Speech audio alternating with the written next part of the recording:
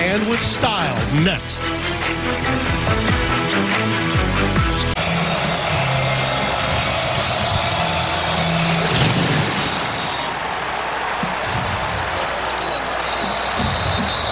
And Rambo will let that one go through for a touchback. And the Sooners will bring it out. 1st and 10. Spencer Rattler making his way out. Young man on the O'Brien list, coming off a 5-touchdown performance in his last outing against Oklahoma State.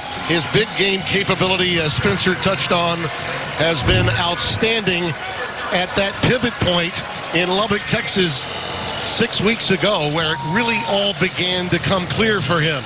Ramondre Stevenson will be in the backfield, and as he said to us, Spencer, before that game with Texas Tech, it always makes a difference when you can hand him the rock. No question. Again, and since that time, Tim, they've become more of a run-dominant team, about a 52 to 48% split, and that's exactly what they need for his maturation.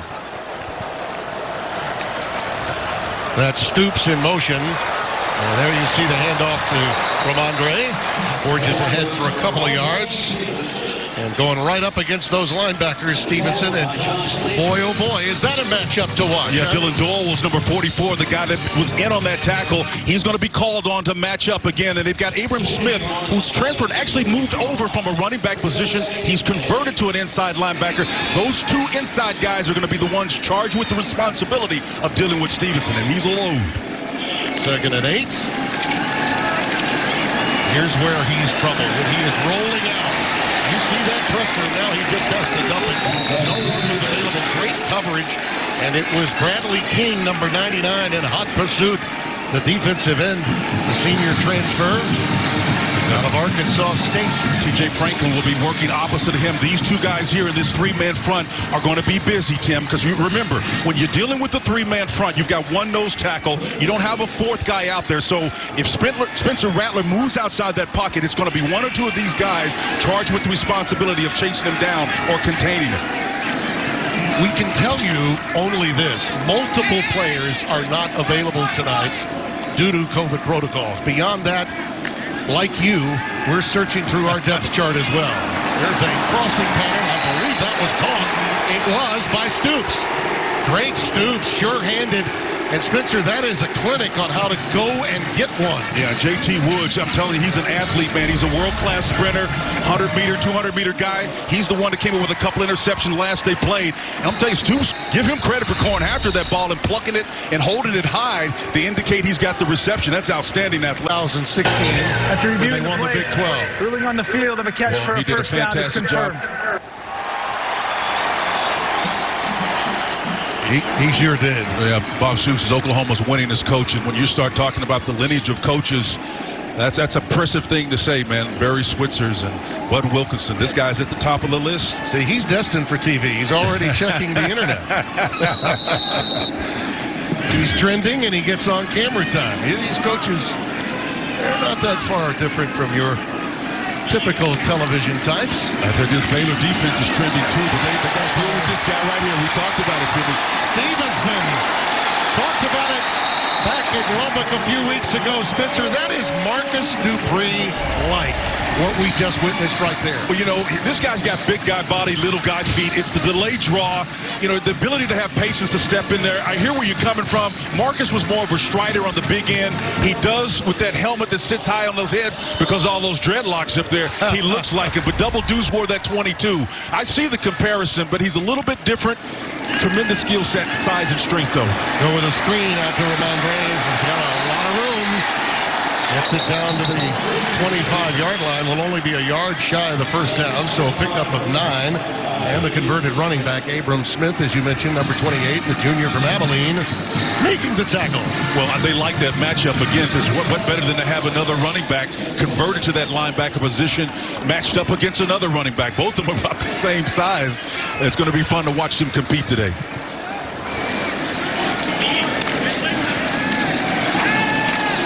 Rattler. Look at him on the run. It's complete. to Theo Weiss inside the 10. Christian Morganson, man, the safety came up, Timmy, big time, and he drove. And that's how you close on the play. Rattler did a nice job of getting the ball out and release. And again, just pulling it down and selling it. Those defenders have to step up, and his touch is death. Weiss catches it, but boy, right there in his hip pocket's Christian Morgan to limit the damage. First and goal. See the red zone defense, 7th in the Big 12. Aranda's specialty from a defensive standpoint has been but don't break. They are generally good historically. His Wisconsin teams and certainly LSU's in the red zone. Ramondre stopped at the point of attack this time. Matt Jones has been outstanding, man. He's so fast. He's so quick. And this is, look, when you're in the red zone, it's the toughest place to score on the football field for a number of reasons. So you need guys that can operate in a phone booth and defend, particularly against what you'll see a lot of counters down here. I mean, last week Oklahoma came out, or the week before last, with the counter play, and Rattler scored on it. They've got to be able to diagnose that when they see the counter motion. I'm looking at those tackles and those guards that tend to lean back a little bit. They're getting ready to move, and then they'll go away from the numbers. That's why it's so difficult to defend. On left guard. Motion from Jeremiah Hall, and there goes the corner. To the corner. And ushered out at the 2 by Raleigh Tejada.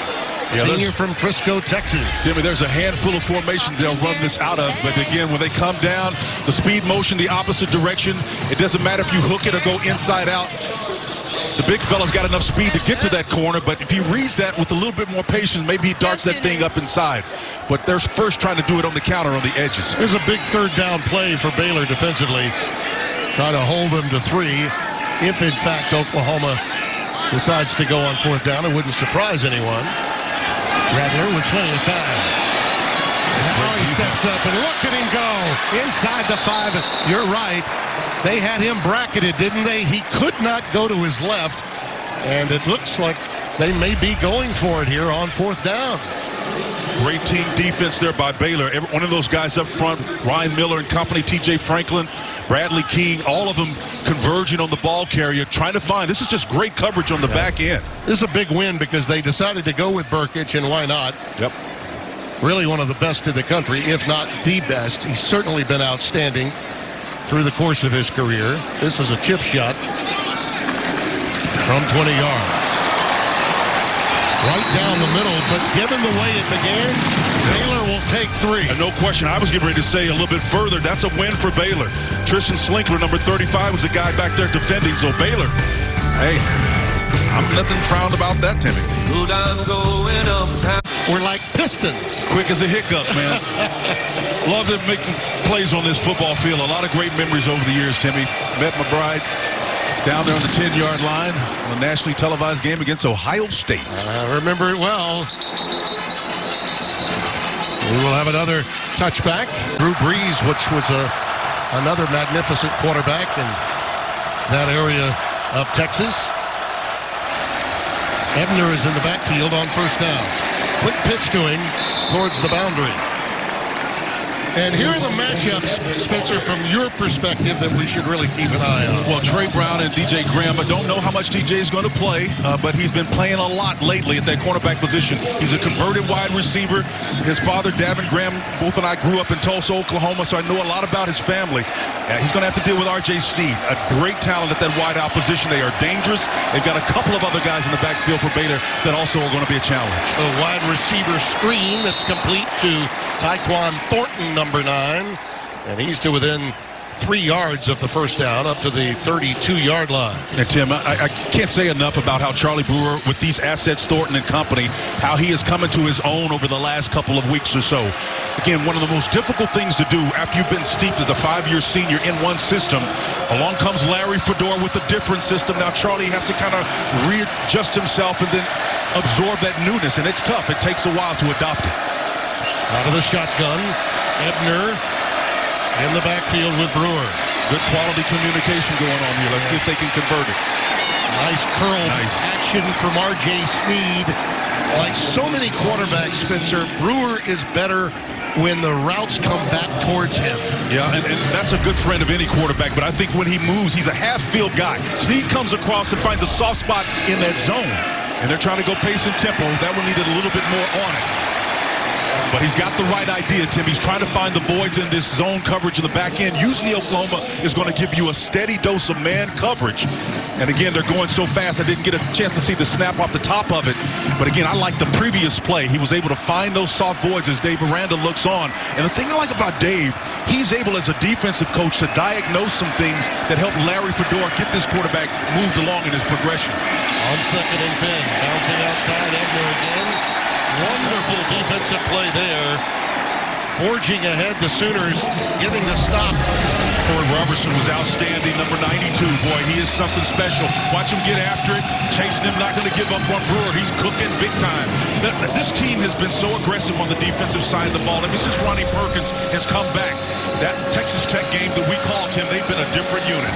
Alex Grinch told us that, hey, on a scale of 1 to 10, we're about a 7 or 8 on adoption of this speed defense concept. They're getting better every week. Brewer again, a quick read, Great and then job he lets it go. Gets it up to Ben Sims, and he's got a first down.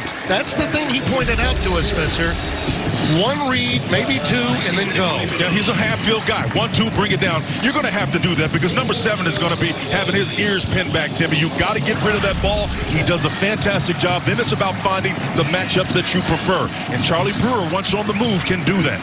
He looks like he's on that final drive against Kansas State, the team that beat Oklahoma earlier this year.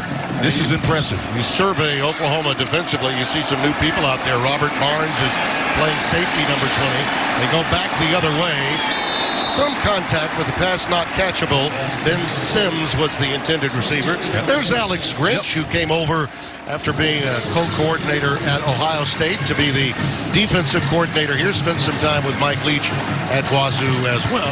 Yeah, some question as to whether or not he'd be available for this game, but he apparently was at practice yesterday and on the sideline and kind of re-retired Bob Stoops. Yeah, the Hall of Famer was ready to come in. He was ready, man. He is more of a 3-4 guy. Obviously, Stoopsy, a 4-3 defensive philosophy. You know, but good coaching is coaching, man. The bottom line is if you got athletes and you know where they're supposed to be, it's about pointing them in that right direction and motivating them to do it over and over. 2nd and 10, out pattern incomplete. That was Thornton again, the intended receiver, and Delarian Turner Yell in coverage 32. I think he's going to continue to find his Brewer, Thornton, because he's a big target out there, and I think he likes the matchup. Turner Yell is an outstanding safety, but he's more of a strong safety type guy, and I think you probably have a little bit of an athletic advantage there. That's a matchup that we want to see if they'll continue to exploit. Play fake, it's wide open on this end. Great recovery by Perkins. He stayed with it. That play, as it developed, looked like it might be big for Ebner. But again, the great speed of Ronnie Perkins, the junior from St. Louis, who along with Ramondre Stevenson helped. You got press coverage on the outside. They try to work a little twins pick there, and it was successful. But Perkins not only delivered the big blow, but he came back and got the tackle as well, Tim. He is a man possessed. 4th down and 4, and the Bears are going to go for it. So they're going 5 wide here, Tim. Empty backfield. See if they go a 5 vertical concept here and try to get rid of it quick. Try to stretch this back in. Underneath, there it is. It's caught. It's a first down at the 31-yard line to Gavin Holmes, a 5'11 sophomore from Justin, Texas, out of Northwest High School. Deshaun White there on the stop, that Mike linebacker. He was Johnny on the spot, not before the first down, though, was made, and he's trying to collect some opportunities there, and Brewer's providing it for him, but not before significant yards a game. Well, that was a huge conversion to keep this drive alive. You know, Aranda, as a defensive mind, understands that Sooners are going to score some points. Their offense needs to possess the ball as much as possible and convert on 3rd or maybe even 4th down tonight. Ebner stopped really before he could get going, a loss of a yard. Isaiah Thomas, 95, who has been a man-child since moving into that position vacated by Perkins due to suspension. Love what they're doing. Watch the guards. They're pulling, showing counter like Oklahoma. Great impersonation. Brewer again for the corner. Outstanding defense of Thornton that time by the Sooners defensively. That was Jaden Davis, number 4, man-to-man with Thornton. Jay Davis, the cornerback, again, does a great job of identifying where the ball is so as to draw any attention away from him and induce the official into drawing a flag. That's playing honest corner play. Oklahoma is going to play man coverage on the outside, guys. That's what Alex Grinch is all about. Those guys in the interior line are effective because he can trust those cover brothers on the edges. Larry Fedora, the offensive coordinator for Baylor, said, you know, there aren't many teams that play man-to-man in this league. You're going to see a lot of zone. Not tonight. In the flat to Ebner. He's going to get about 4 to 5 of that back from the original line of scrimmage. And another 4th down is coming up, but they are in field goal range now. Excellent job of Deshaun White defending there. You know, if you guys are watching at home, you look at Dave Aranda out here, he can appreciate the defensive play that was just made on that particular play. Deshaun White played it inside out. He understood where he was vulnerable at and just made a solid play. Dave Aranda is one of the sharpest minds I've ever been around, and to listen to him talk about schemes and so forth, you got to be a purist to appreciate it, but he's one of the best. This is John Mayers, who won the game at the buzzer last week from 47 yards. Oh, sure. I think somebody may have gotten a hand on that, too. Might have. Football on Fox on this magnificent December Saturday. Great pressure, and down goes Spencer Rattler. Jalen Petrie, number 8, outstanding star linebacker, came in with 8.5 tackles for losses tonight. Great job. Those backs have got to be able to step up and make a play inside, Timmy. Jeremiah Hall was the one charged with the responsibility of blocking him. Dave Aranda has got to like that ability to affect their quarterback. Outstanding defensive effort. That puts them behind the chains, and that's another thing that he and his defensive coordinator, Ron Roberts, were talking to us about in our meetings last night. They need to get some negative plays and avoid explosive plays. How about that? Oh, I'm telling you, he's stacking them big time. And that's Petrie again. Say hello to Jalen Petrie, Marvin Mims. Petrie put him on the dish and said, examine this. Man, he came hell-bent for election here. Mims hauled it in, and he's a great athlete as Mims, but this Petrie just really showed him what it's all about. He changed his mind. He is a hybrid in the middle of a breakout season at that position. Career high 11 tackles against West Virginia. Well, how about what Iowa State did to them today? Man, I think they sent the statement, Oklahoma now has to do the same. Here comes Stevenson. This guy's an eraser. I mean, if I'm taking you inside the game, I would tell you that Baylor just won that defensive battle up front, but this guy's an eraser. I mean, Baylor's gonna win the series. Aranda's excited about it, but this guy just erases. He should have not gotten any yardage on that one. Great defensive call by Dave Aranda's group. Unbelievable effort, but number 29 is impressive. They got to deal with him for the remainder of the evening. That's as excited as you'll see Dave Aranda. Yep. He's a staid guy, man. He's a cerebral guy. That's why he got the nickname the Professor. Munchausen put it away. That was a shank. I mean, a really bad punt. They need that consistently to have a favorable outcome tonight. After a 12-yard punt, Baylor sets up shop at the 35. And here goes Charlie trying to get it down on his own, and finally Perkins was in his sights, and he said, I'll usher myself out. Thank you very much. Charlie spent about 3 days' worth of energy jumping out that, man. It was impressive, though. I mean, it shows you some of the speed of Perkins in his hip pocket, chasing him all the way out. Perkins said, I'm not going to follow you behind the bench, but he's selling out, though. Number 5's a leader, man. Remember now, Munchausen with that 12-yard punt. Very unlike him, averaging 40 on the year per punt. And this really gives Baylor an open door opportunity. Brewer, again on the run where he's so very good. And Tyquan Thornton now with his second catch, and he's been targeted more than any other Baylor receiver at the outset. Yeah, Jaden Davis, the corner, number 4, the receiving end of Thornton. He's a long-rangey guy. They like that matchup, and number 4 is charged with dealing with him in the way that makes sense for Oklahoma. Now, they're going to stay with that man, squat dog read on that corner with him, and dare him to beat him. 3rd down 4. Ebner the setback.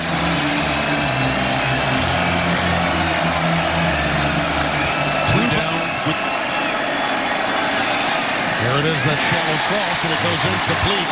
Intended for Fleets, 21. Brian Asamoah, the will linebacker, man, and a trail technique came right behind him. And, you know, when you can find a will linebacker that can run and chase like that, that's pretty darn impressive. Again, these guys are hybrids these days. When you see these man coverage stop units, you need guys that can get right in your hip pocket and stay laser focused, not lose eye discipline, and make great plays. Now they're just clean right there. They're going to try again, Spencer, from 47. He missed earlier from this same distance. He does have a 50-yarder earlier in the year. That was short, too. Wow. About the same distance short. Yep. He had that big day in the Red River Shootout, you might recall, when Ramondre Stevenson wasn't available. There's Rambo on the receiving end. And, again, great convergence by Baylor defensively. Abraham Smith, again, that will linebacker, man, is... Look at Ron Roberts, the defensive coordinator. Man, his guys are flying around, Timmy. I want you to watch number 28. He just comes into your camera here. I mean, he's coming dead beat, gets across the body. That's where you want a will linebacker to run and chase like that and finish. Outstanding. High school running back, as we mentioned, converted. And like most running backs, Spencer, he knows where those gaps are. No question. They're instinctive, too. Second down, 11. Rattler lets it fly. Back shoulder incomplete. Rambo, the intended receiver. Raleigh Tejada was the intended receiver. Great defense by Tejada, the boundary corner. That means there's a lot of water that he's got to defend. Even though he didn't get his head back until late, the receiver's up in the air trying to make a play on it is Rambo. But pretty good defense by Tejada. Under a minute to play here in the first. Third down and 11 coming up for Oklahoma. Other than that opening drive where Stevenson had the big run, they've really been stymied. Timmy, the last 2 years, let me tell you, Baylor has been in this thing. They have. Forced overtime. Blew a big lead, of course, Jalen Hurts with that huge win, you may recall. And here's Rattler trying to find his way free. Gets up to the 32 before Smith racks him up again, number 28. So far this year, Spencer, 23 tackles, 15 solo for this kid. Yep. And still getting adjusted to the position. There's Ron Roberts. You talk about the coaching tree. Ron was coaching at Tusculum College, a Division II school, and he wanted to hire Dave Aranda then. He wound up hiring him when he became he got overruled. And then at Delta State, when he became head coach, he was able to finally hire him. And after some time at Louisiana Lafayette, he's made it over here to be a part of Aranda's staff. Ebner, because Dave certainly respected what Larry has done through the years. And back in the Big 12, he grew up, Fedora did, about 90 minutes from Waco. Ebner beyond the 30 to the 31-yard line. And time is winding down here in the first. Tim, as I was breaking down my tape, I looked at this guy, number 1, Ebner. He's a special player. He's going to play on Sundays. We got a few of them tonight. Oklahoma, you got to remember to win the game as opposed to win big. Right now, what's big is the Baylor D.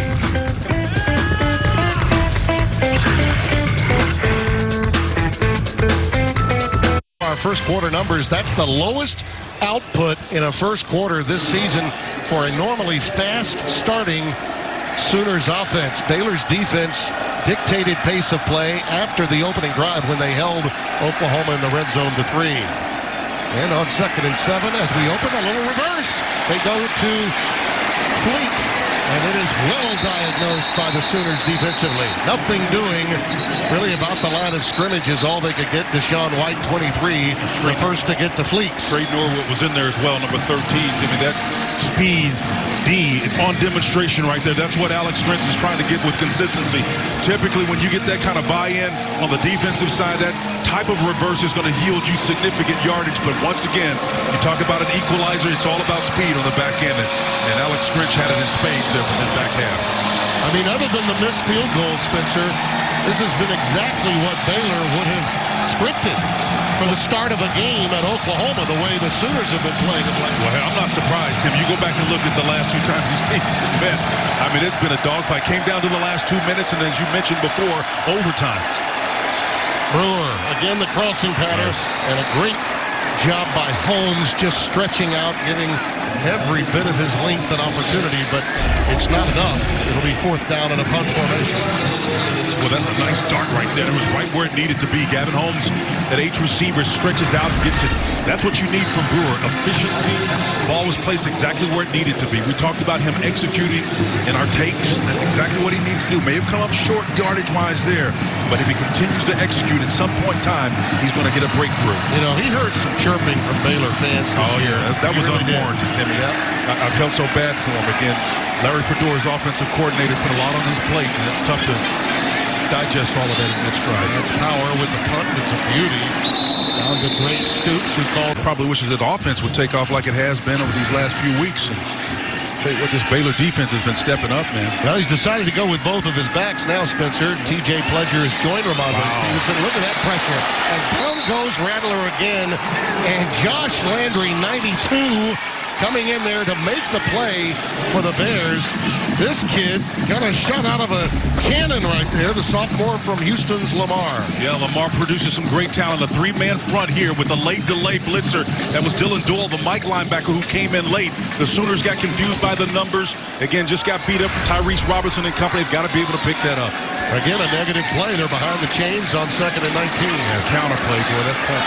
Stevenson dragged down at the 10 by Dylan Doyle, 44. These inside linebackers of Baylor are acquitting themselves exceptionally well. That was the old bona fide guard and tackle off the offside on the counter pulling. They weren't daunted whatsoever. They physically came up and met the challenge. Watch them. They switch one another. They know which side they need to be on. They want to run and chase and then stone that big tackle that's come around. Outstanding job there by Dylan Doyle. Spencer, they're flashing into a 5-man front right before the snap, aren't they? They are stemming, and that's tough. The Oklahoma Sooners have got to identify that. They're giving them a new look, something that they've not seen, and it's clearly got Spencer rattled. Shallow cross again. The flag down. Rambo is down. The flag is down in the backfield, back around the 8-yard line. Thrown in an area where you consider holding as a potential infraction, but we'll wait for referee Brandon Coon. Illegal shift. This off. Offense, numbers 11 and 10. We're moving. Both did not reset prior to the snap. This penalty is declined. You know, I wonder sometimes. Brings up 4th down. I wonder sometimes, Spencer, if that pre-snap movement defensively doesn't evoke that from time to time. Yeah, Dave Miranda's history is definitely to dictate what the offense is going to do or see. He's been so aggressive. You can switch jerseys with these teams right now. I mean, Baylor's moving just as active as this Oklahoma defense that has the Speed D moniker. Well, Munchausen got all of that one. Beautiful punt to Ebner. And the big-time running back is able to get about 4. Southwest Conference. Yes, indeed. And that was the Cougars. I think he was in that first shot. Bill Yeoman. The veer offense. You got it, big boy. Can't put anything past you. Try to slip it in there. You got it. 1st and 10. We've got a pre-snap flag. You know, Spencer, we can talk about it. We have the COVID issue being what it was earlier in this week. False start. Here's the call. Offense number 61. 5-yard penalty. It's 1st down. That'll go against Khalil Keith, who's starting in place of Newman Johnson, 55 at left guard. Right in the middle of your screen. Come on, Newman. Oops. Here's Brewer on a fly pattern. It is Ellis, 84. He got it. That is a beautiful fly route down the sideline. Jaden Davis was in coverage. Well, we said that they like that matchup and they're going to go after. They're chicken fighting down the road, and 84 comes up with the big time. Jaden Davis did a nice job of staying in his hip pocket, but that's just speed and about a 2 or 3 inch size advantage that was the difference. Ellis, a redshirt freshman from Round Rock, Texas. Plenty of time. Oh, boy, is there. And, you know, he had an opportunity, Ellis again, but he slipped as he made his cut. But let's go back to that previous play, Spencer, and see how he got the room that he needed. I mean, a redshirt freshman, you know, again, he's really actually not that tall. I got him listed right at 6. I think he's closer to 5'11". But in that climbing that ladder, he got a height advantage just by timing the ball and being able to see it. And he's celebrating right there. Cedar Ridge, its finest. Well, that chicken fighting you were talking about got him a little extension. Which, by the way, I love the no call on that. I think that when you're battling for position, jousting a little bit in man coverage, that's part of the defense. And no reason for an OPI call in that situation. I agree, and the reason why that is the ball was thrown on a rope exactly where it needed to be by Brewer. I think we see that far too often on Sundays. That 39-yard reception was Ellis's first catch of the year. Not a bad first catch. Think about that. See, Oklahoma's not the only team that's down a few players. Now look at this stack formation. This is going to be a problem for Oklahoma if they don't diagnose this really quickly. Ebner trying to run the stretch, and there was nothing doing. That ball on the ground. Oklahoma's going after it. They may have it. At the 35-yard line. I think they may rule him down. They are ruling it a fumble. Wow. We'll take another look at it. Turner Yell with the recovery. Delarian Turner Yell. Let's see who stripped it here. Looks like Perkins. Well, that's a difference maker. You know, he's down. Yeah, they'll call that one back. Protecting your quarterback and staying back in protection might be problematic for this young man who's not seen a lot of playing time. I deal with the pressure here. There's a tight box, tight look. Third and 11. Rolling really into the pressure that time was Brewer from Perkins. A little sportsmanship there from Ronnie to pick up the elder statesman quarterback, the senior Charlie Brewer. Now just a little aggressive love tap there. Again, some people think that that's a little over the top, but Perkins is just playing at a high level. We always talk about affecting the quarterback, and you can do that. You don't have to sack him. You don't have to bat a pass down sometimes. If you're within close proximity enough of him, just let him know you're there. Well, make him feel you. Your kickers missed 2 already from, with the wind. Now they're against the wind. So on 4th and 11, they go for it. You know he's 7 for 13 on 4th down conversions this year. Brewer over the middle. It's intercepted by Oklahoma. Taken away by Norwood. Trey Norwood. They may tack some on. We'll see.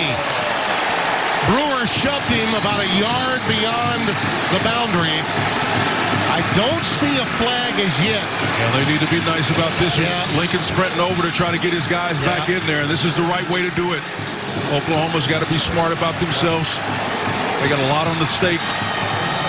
This is really difficult, too, because Gavin Holmes, the wide receiver at H, was wide open, Tim. It was just delivered a little bit too late.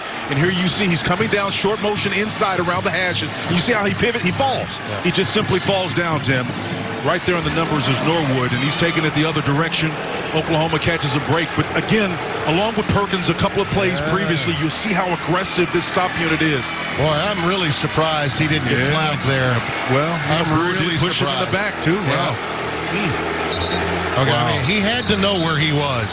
There's a little frustration coming out there. Listen, I think the world of the kid. The reaction from Oklahoma was quick, as you might expect. Great job of really officiating and getting everyone broken up. But I thought they... Mentality, Dave Miranda is going to demand that from him. 1st and 10 from the 49. Stevenson just bottled up. And it's Abram Smith who's having a career night at that weak linebacker position. I'm surprised they didn't take a shot there. Usually after a punt or a turnover, when you've got excellent field position, you got to down the spin. Take a shot. You got 2-3 in this. As high potent this offense has been in the last 3 or 4 weeks, averaging over 51 points. That was a surprise call for me. Out of the shotgun, Steve in the setback. Now you got him. Nice. Off the plate, man. And it's caught by Hall. Well, he dropped it. Oh, he did drop it. He did drop it, but I thought he caught it, too, because he was wide open. And Spencer Rattler has got to put that ball on him, man. You've got to place it. It's all about execution. It's a nice little seam route there in a cover 2 scheme. He just puts it low. The ground. Ball does hit the ground. Never had control of it. When you got a big back, they're not receivers. You got to place it on their numbers. What a bizarre set of circumstances. The many scoring opportunities squandered really by both teams. Here's Oklahoma after a big turnover at midfield, and they've gone back 2 yards in their opening sequence. Well, I like the call. I just didn't like the execution. It was a great call. Rattler with time. That's incomplete. He was looking for Stoops, and it was knocked away. Great pursuit by Baylor defensively, and Petrie coming back from his linebacker spot, Spencer, to give some help. Well, Timmy, that was a bad decision. I think Rattler understands it was a bad decision. He's got to be able to make a cleaner read than that. I mean, there's 2 defenders back here. Yep. With the safety coming back over the top, and essentially 3 in close proximity, with Christian Morgan, the free safety, making his way over there. Those linebacker coaches, defensive line coaches are loving this for Ron Roberts, the defensive coordinator of Baylor. I don't think anyone felt that the score would be 3-0 this deep into the second quarter. Here's the return. Well, there's some whacking going on. Mr. Rattler is a combination of Mayfield and Kyler Murray in many respects, and he has been stymied tonight. Here's Fleeks as they go with a little jet sweep action, but Oklahoma's defense for Alex Grinch has been as outstanding as you'd ever hope. But Baylor has been, I think, even more impressive on their side defensively. They really have. They've been flying around, and it seems like they dial it up the closer they feel threatened. When you get to that red area, Alex Grinch's defense is always going to be aggressive, but I tell you, Baylor has matched them.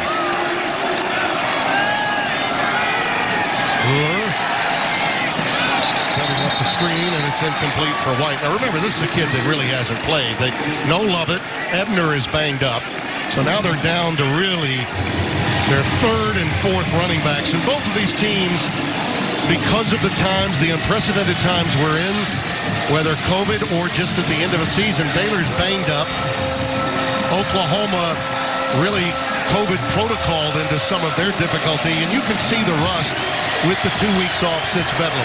Yeah. Timmy, before that previous series, I'm going to drop a nugget on you to tell you what the inside game here and why Baylor should be excited. Prior to that last play, they had a 53-second advantage in terms of time of possession.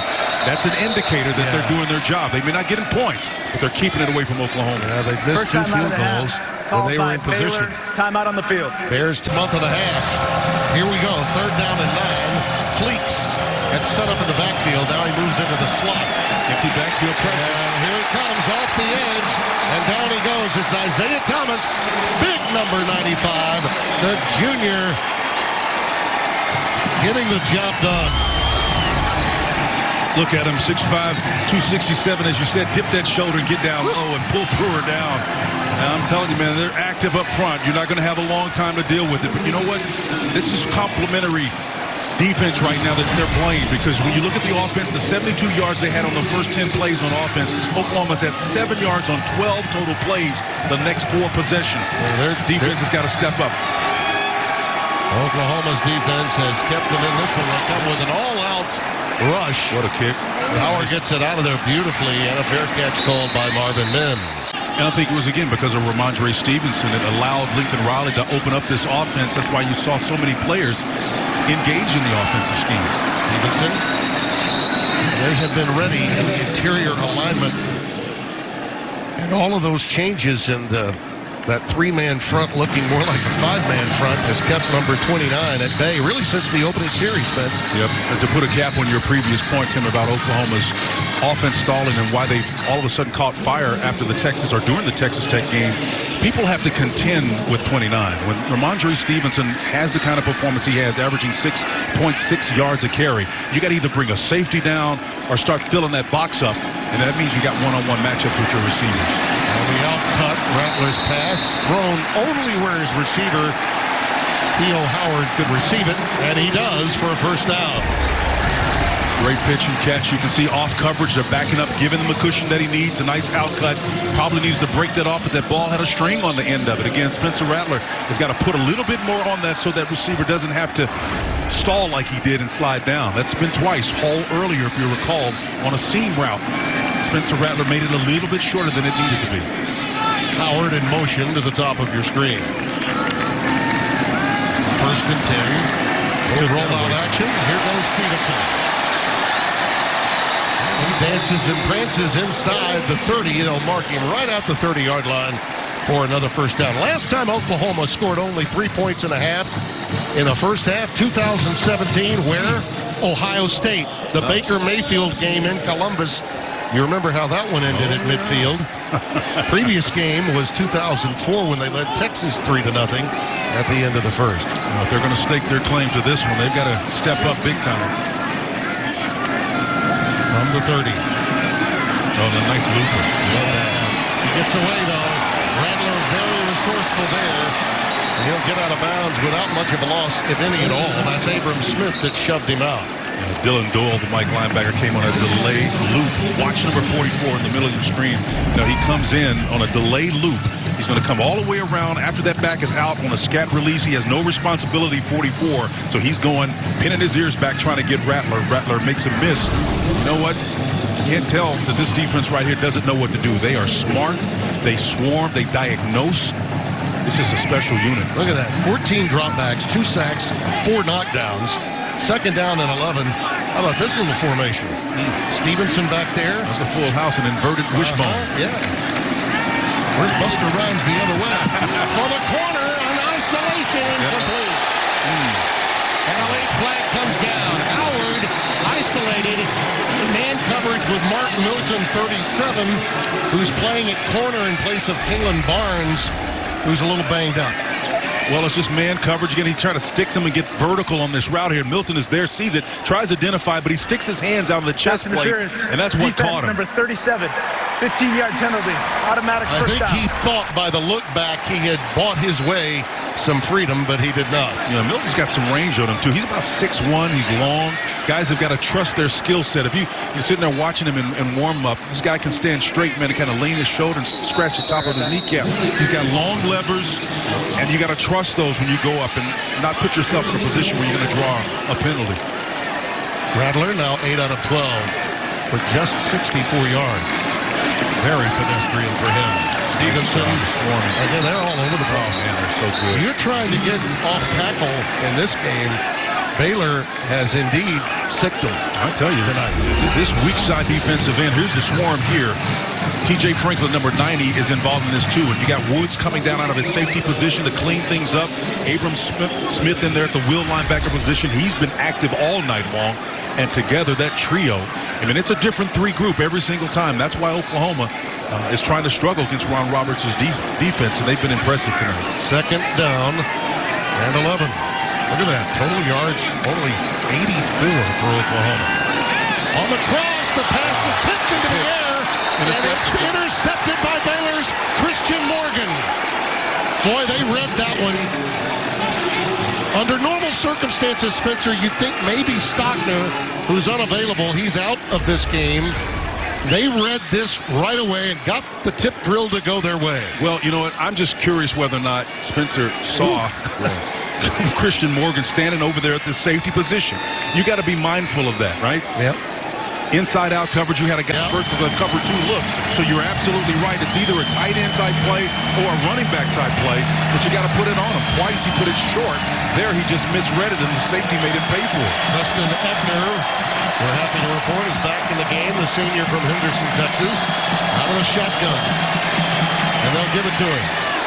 And he's tripped up. Does get out to the 4-yard line.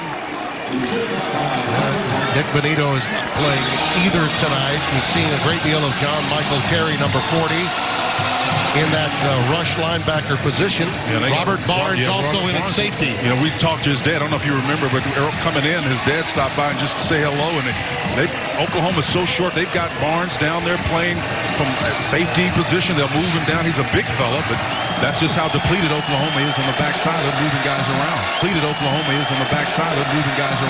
Second. Baylor looking to just get some room. Not much there. They were close to picking up a safety there. That's Asamoah, 24, wrapping up Ebner. A loss on the play. They'll mark it just shy of the 2. Everybody's talking about Oklahoma's offense, but boy, this defense is what's carrying them right now, and tonight in particular. Winning the line of scrimmage battle, Jason Moore, the center, got handled there on the reach block. He's trying to turn his guy inside out, but just a strong defensive effort by the Sooners overall. And Asamoah made him finish, man. He's excited about it, as well he should be. Really difficult time if you're Baylor to be down to your 3rd or 4th running back. And that's really where Charlie Brewer is. No question. And that changes everything, Tim. When you don't have someone to keep you honest at that second level. The running back, 25, out of the shotgun for Brewer. Well, they need to get somewhere in the middle of the field. Keep it there. Oh, boy. Wow. Again, barely able to get to the 1. Yeah, I just don't know if you're going to populate the line of scrimmage like Oklahoma's doing. I don't have a problem with them taking a 5 to 7 yard shot here with a 3-step drop and get it out, because again, Oklahoma's not going to give. Nice inside charge there, trying to get to the outside with the leverage that Oklahoma's playing with Norwood outside, making sure no one gets to the edge. Yep. It's tough. Alex Grinch just dialed it up big time right there. It was impressive. Now you got to watch that end line. Mims, remember, has taken a couple to the house this year. Started it all in that road win at TCU. He is very dangerous, and this is very returnable. Big time returnable. Nice job. Look out. And he is corralled at the 32. The coverage was great. And I beg your pardon. We're going to say because of dueling numbers, that was a safety, Al Walcott. I'm trying to give a backup quarterback some love, and it was actually Al Walcott. Brett Bender tells me he's got dueling numbers 18. He didn't tackle little on the backup quarterback, did he? Yeah, he was aggressive. There's Rambo. And Christian Rambo is stopped out of bounds at the 24, maybe the 23. Getting a little chippy out there is Rambo, and that one Baylor Bear Gimpy. You know, he's been quiet this year, Spencer. Rambo. Yeah, he really has, and I think a lot of that's because Oklahoma didn't really have an established running game until the Texas Tech game. Then they started spreading the wealth, and it's tough. They don't have a C.D. Lamb or that marquee player. Mims has been the big shot guy for them, but they've been able to spread the wealth this year. 2nd and 2. Stevenson not there. Brian Miller, he's going to be a yard shy of the first down. I mean, they are just giving ground grudgingly, these Bears, in tonight's game. Well, again, you can't say enough about how impressive they've been. Just remember now, this same Oklahoma offense, Spencer Rattler threw for 301 yards, 4 touchdowns, and as they trounced Oklahoma State in Bedlam. That was just a couple of weeks ago. And look at what this Baylor team is doing. They're close for a reason. They're really good. 3rd down and 1. Oklahoma's last 5 possessions, 4 straight 3-and-outs. Cut down your splits. Let's see if this is inside zone. Yep. Stevenson has enough for the first down. Good for him. Great call. To the 18-yard line. Great call. You know, a lot of times there's a lot of eye candy on this offense. Having Stoops cut down his splits, a lot of times guys will start looking and darting their eyes when it's really an inside zone call. Art Briles used to do that a lot.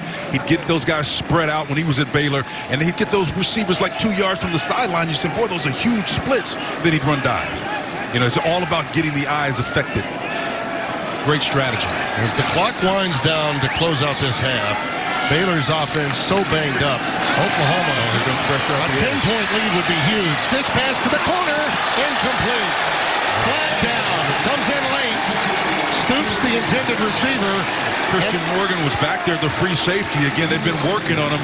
Stoops did a number on him apparently that induced him to create the penalty here. The nice route. On defense, number 4. Automatic first down. And he did get there prematurely. He did. Got him on the arm. Raked him.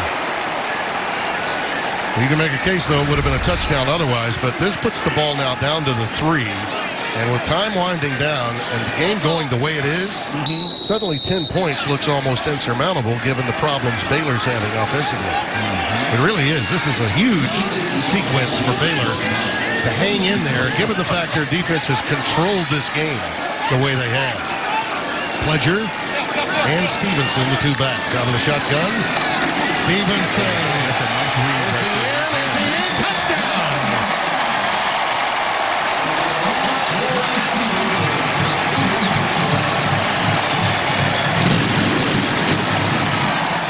Timmy, this is what he did against Texas Tech 3 times over, scoring 3 touchdowns on these close inside, I call them green zones, inside the 5-yard line. It's just tough yardage right here. Everybody's man blocking up front. It's not a power scheme. It's like more of a zone scheme. And that big fella, 247, just pushes the pile in there for the score. Outstanding effort. Hadn't been able to leverage that in open field to open the throw game. But, boy, if they can get him this way, I'm sure they'll take him at this point. Gabe Burkich for the extra point.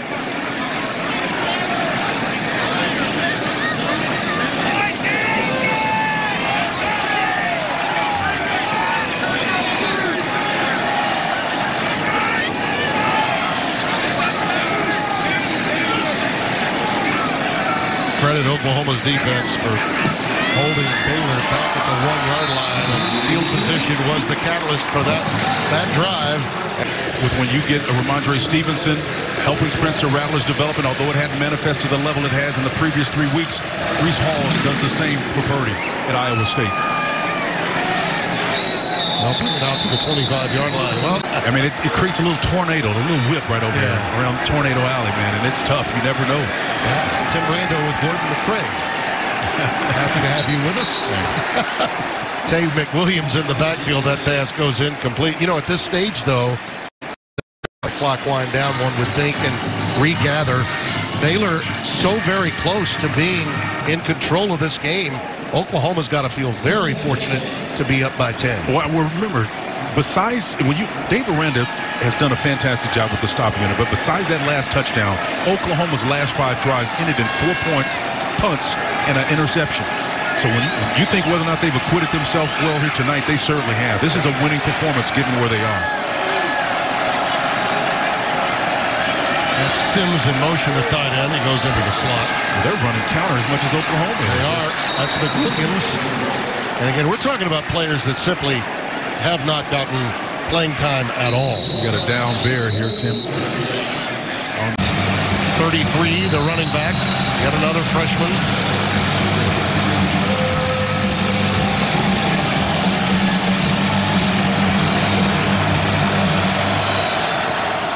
Oklahoma's way off the ball here. Just going to be content. Cover 2 shell.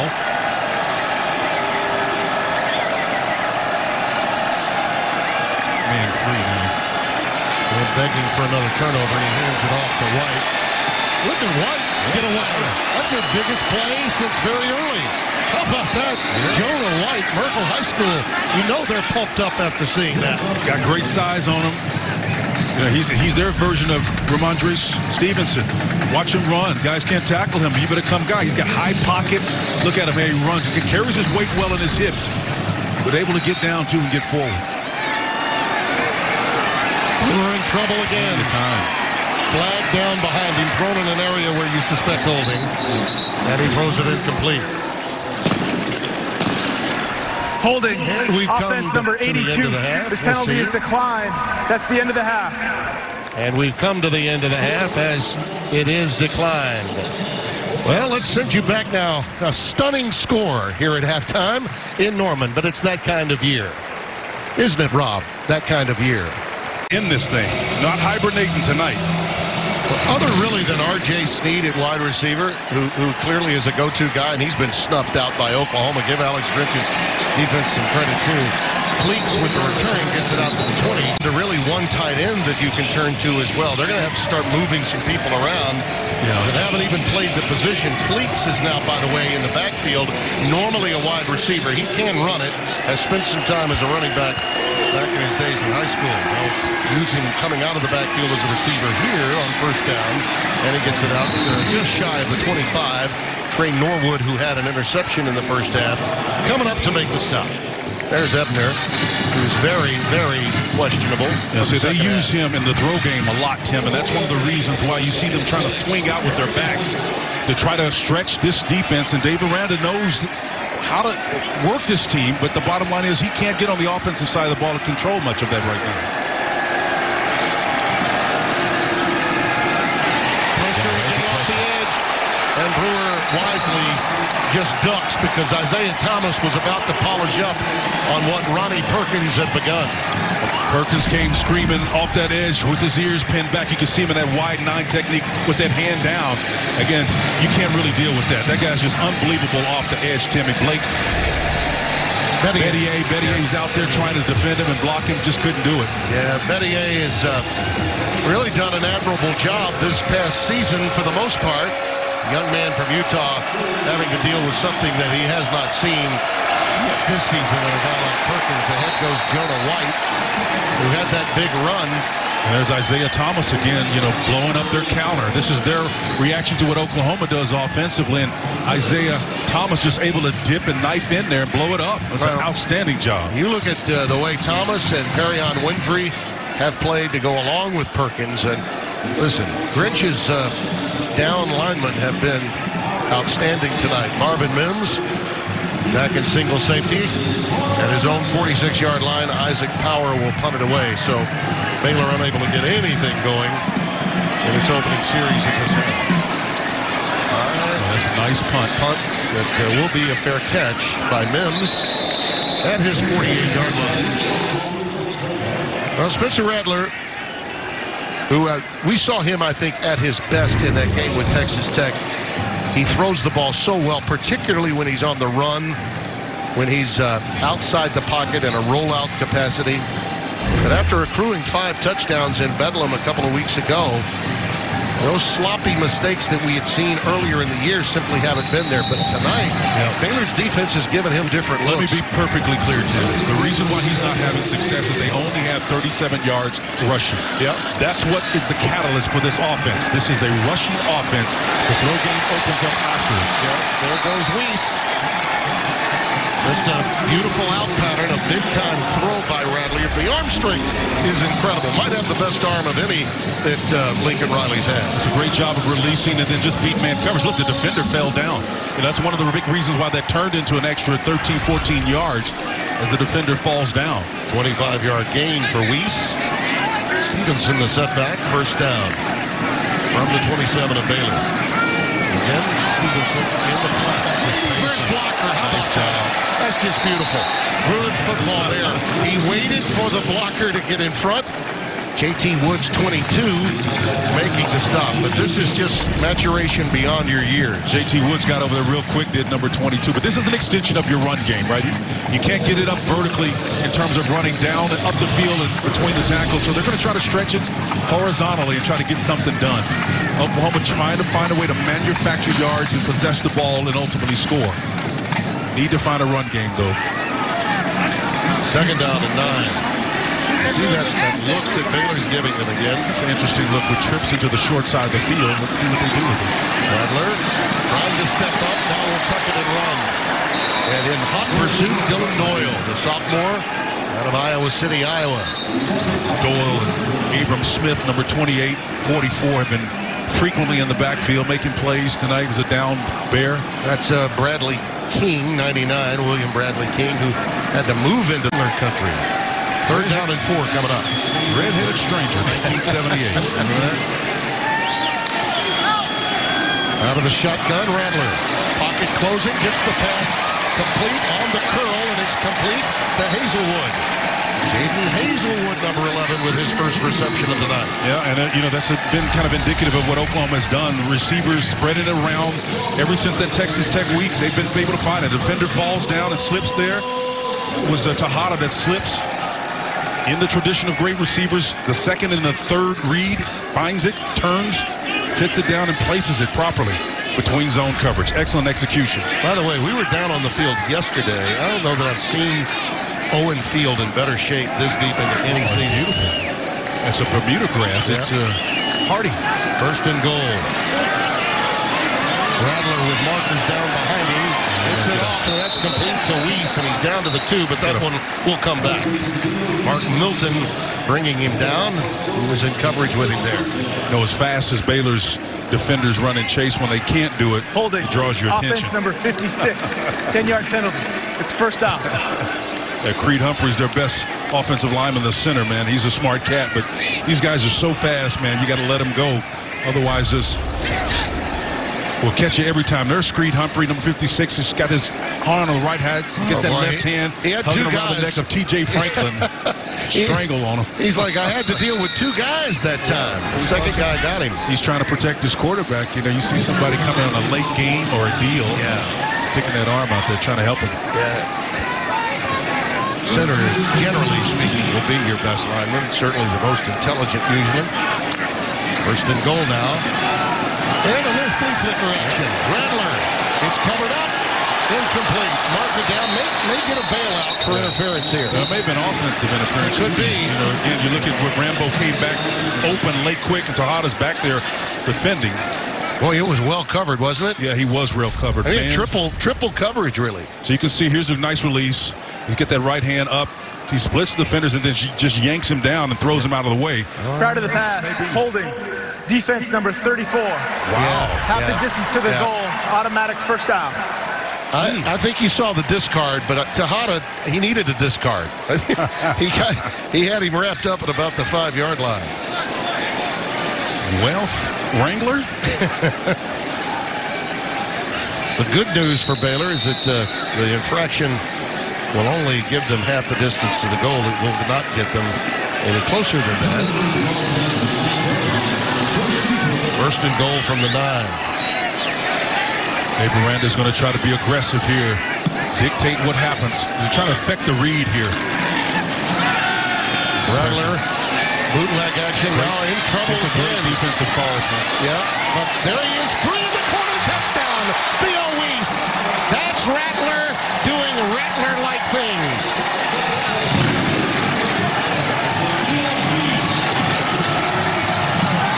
Spencer, you said it in the middle of the play. I mean, it was outstanding defense, but when you force this guy to ad-lib, this is what happens. Well, this is what happens. He wins an individual battle, Tim. That's the bottom line, is that Mark Milton back there just lost him. It's tough to cover somebody man-to-man throughout that very different machinations of one play. I mean, that was a crazy route. That was worse than a Dino route. He had 6 or 7 different directions he ended up, but it was improvisation. Can't really defend that long man-to-man. Burkett tacks on the point. 17-0 as the Sooners now take command here in the third quarter.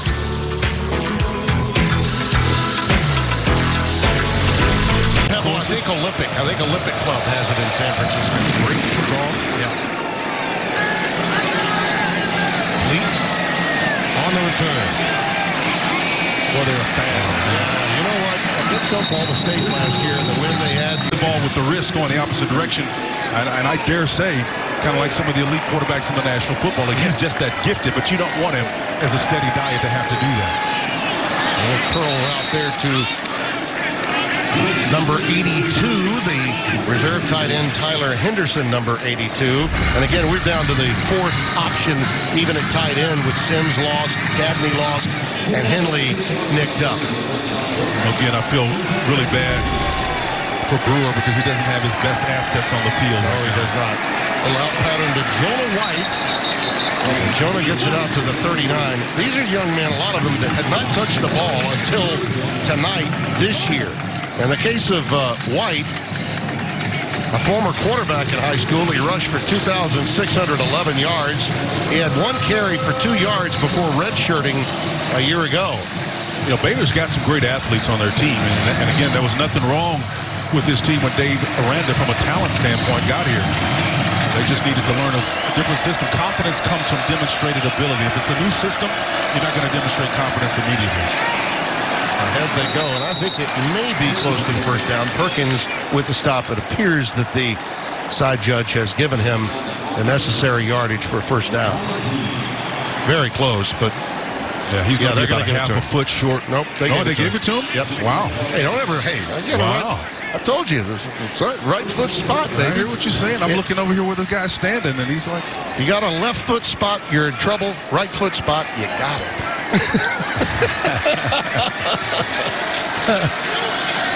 From the 39, again, White in the backfield. Are we going to have one of those where we're going to check? Was a first down. Here we go. That play is under review. You were on to something. Here we go. We're going to check the mark. I'll tell you, Wrangler. Mama didn't raise no fool. I thought he had it. Remember, see where the line is? It's right at the 39. And I thought the ball got beyond that spot. See the guy at the top? He's coming in, and he's going to spot it with the right foot. And I think he's about a foot ahead of where he needed to be, from my standpoint. The line, take a look at 88, just drive them center back, and Mike Pereira, Timmy, want to take a look at this. Ruling on the field stands as called. It's first down. He was only going to... Mike, you were going to say I was right, correct? I think he was going to say that. Absolutely, I was going to say you were right. I'm still Don't blow him up anymore. What the left foot, right foot spots are, but that's all right. You were 100% right on this. They were not going to reverse this. Years of doing this, if the line judge is coming in and he's spotting it with his right foot, it's always going to be maybe an inch or two ahead of where the linesman would be if he's using his left. Don't puff him up anymore, Mike. On the curl. This is one of the bigger plays in the air. That's Tyquan Thornton, number 9. He's got it inside the 45 at the 43. Mike, you would have got... Spencer launched into a nice story there, and we were a little late getting to you. That was a great play there. Excellent play. Great precision again by Brewer, what you needed to him. Remember in our takes at the top of the show, it was about being accurate and not losing this game with mistakes. Play fake, and here's Brewer looking down the seam. Incomplete. Intended for Ellis. He had a step for a moment. Ball came out a little bit late. Yeah, Norwood and company was back there. Again, they've got so much speed on this back end, able to converge despite the fact that there was plenty of time to throw. And Brewer got everything into it. You can see over the top, Norwood is there. Jaden Davis, the cornerback, is over there. I mean, you got to ask the question, how the heck does the corner get over there so fast? That's what speed defense is all about, man. These guys have tremendous range on the back end of Alex Grinch's defense. 2nd and 10, Brewer running out of time. Looking for help, can't find it.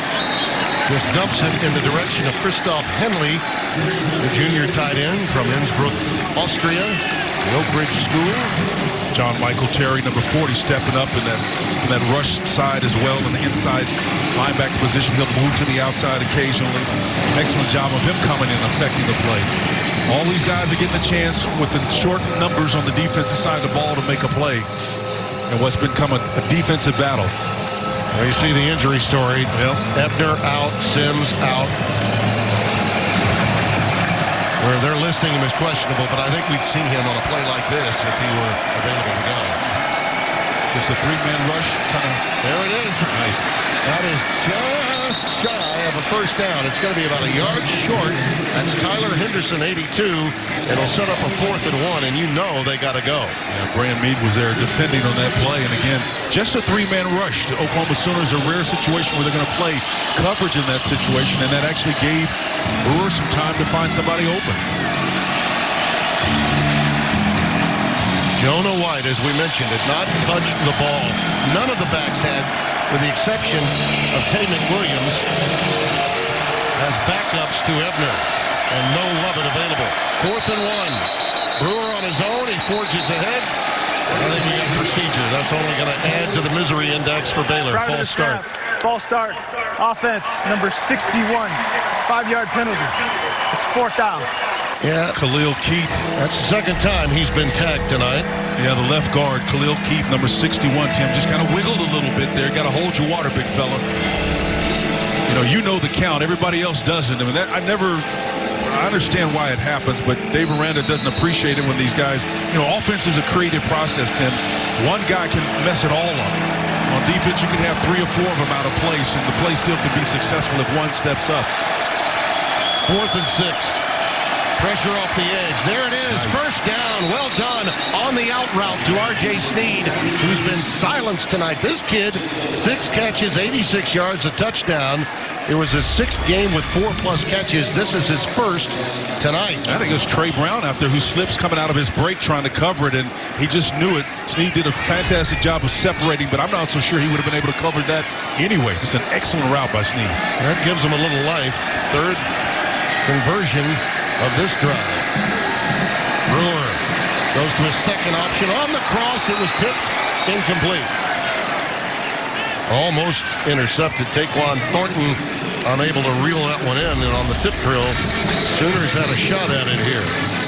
Well, they were trying to play man coverage, and the ball, if it touches your hand, Tim, you know the school of thought. You need to catch that ball. Great coverage on the back end for the Sooners. Well, they go empty. 3-by-2 now, the receiving set, with the tight end flanked all the way to the bottom of your screen. That's Christoph Henley. Sooners are going to rush a 4. Brewer sees some openings, decides to tuck it, puts it down to the 30-yard line. A modest gain of 3 in the arms of Josh Ellison, number 90. They can almost guess when you rush 4 against Brewer, you know he's going to pull it down and run with it. When he does, you have to play with integrity. Sooners had a gains and a deal working. When you vacate an area as a defensive lineman, you must replace it with another defensive lineman. So you can play games, but you have to end up with integrity. That means each one fit one. It's like a glove. Each one of those red jerseys have to be in a gap by the time that quarterback decides to release. Great job by the Sooners on defense. Jonah White in motion. 3rd down, 7, empty backfield. 3-man rush, trying to beat with coverage. That pass is batted down. Looked like possibly number 90 Ellison with his big mitt. And 4th and 7 coming up. You know, Josh is usually working at that weak defensive end space, but again, playing coverage. I'm not so sure this is where this quarterback is at his best, but when you can't get to him, that's exactly what you do. You try to affect him with your arms. Josh Ellison doing a great J.J. Watt impersonation, timing that one up and getting that mid up there to bat it down.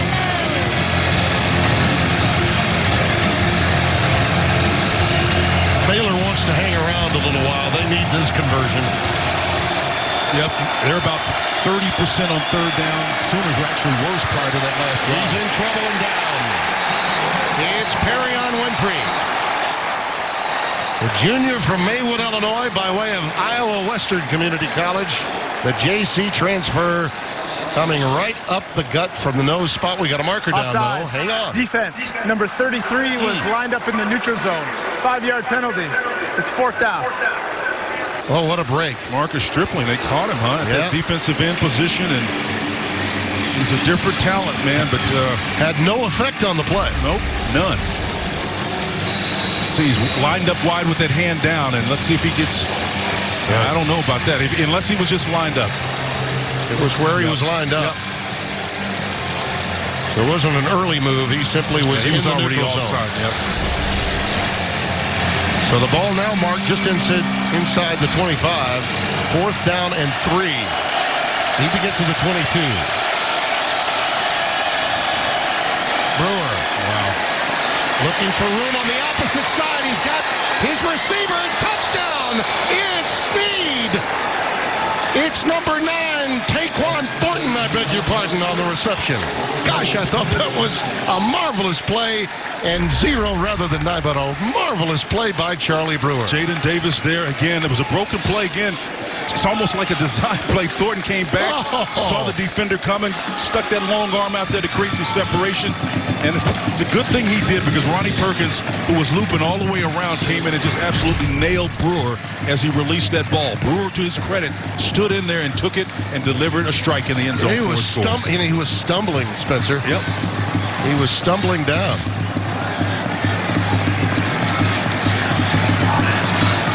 That's a big play and makes it a game. 4:50 remaining. That play right there. Mark that one down.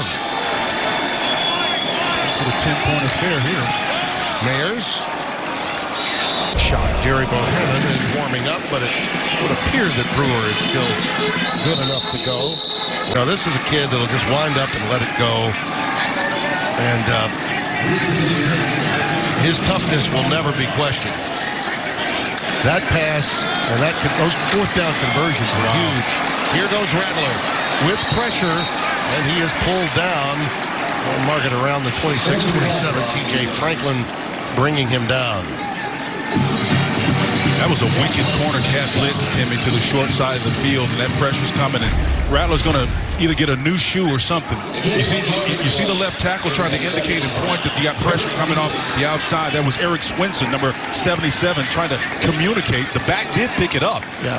But it was a nice big shot. Could have been a big loss. Wound up gaining one. It's 2nd and 9. Wow, that's Pledger wrapped up, and he was hit 3 yards behind the line. That's Matt Jones, man. Matt Jones really all over number 52 out of Desaparvium. A good football played out of that area, man. Coming off the edge, screaming.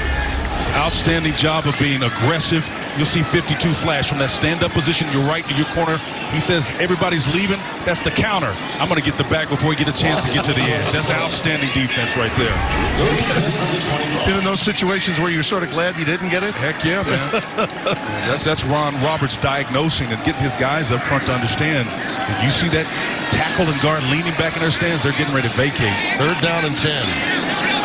Rattler sends 4 guys into the pattern. Gets away from pressure, now gets away once again, but finally hauled down by Dylan Doyle.